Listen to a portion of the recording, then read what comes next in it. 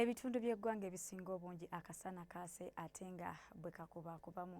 Nze Juliet Nanteza okutuusako alipoota y'embeera y'obudde okuva mu kitongole ky'eggwanga ekivunaanyizibwa ku y'embeera y'obudde. Ebitundu ebimu byafunye enkuba era nga bwe tutya ku alipoota ey'enkuba ebitundu ebyo mulimu Kabaale, Masindi, Tooro ssaako n'Eggulu.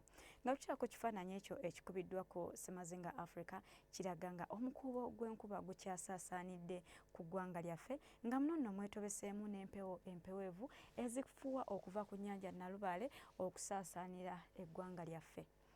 Ku makya tusuubira okkeera n'akasana okwaka ate nga bwe kakubakubamu bitundu by'eggwanga ebisinga obungi okuggyako ebyo ebimu ebiri ku lubalama lw'ennyanja Nalubaale ssaako ne mu bizinga nga yo tusuubirayo oluwandagirize.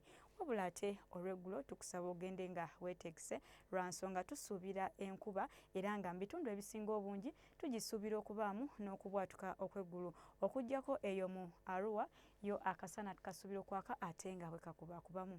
Ebbugumu mu bukiikakkono okudda mu bitundu ebyo eby'e Karamoja tulisuubira okubeera ku degrees 28, Kasese ebbugumu tulisuubira okubeera ku degrees 29, ku lubalama lw'ennyanja Nalubaale tulisuubira okubeera ku degrees 27 ssaako ne Masekkati wadde nga ekibuga ekikulu Kampala tulisuubira okubeera ku degrees 26.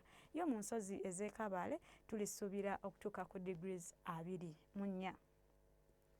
Okusukka ensalo wano ku miriraano e Nairobi akasana tukasuubira okwaka ate nga bwe kakubakubamu nga n'ebbugumu tulisuubira ku degrees 24. Yo mu London ssaako ne mu Paris obunyogovu bukyaliyo bungi era nga ebbugumu liri wansi. Ate yo mu Dubai akasana tukasuubira okwememula nga n'ebbugumu tulisuubira okubeera ku degrees 36. Bye tusobodde okufunira okuva mu kitongole ky'eggwanga ekivunaanyizibwa ku y'embeera y'obudde. Teweerabira okusimba omuti okutaasa obutonde.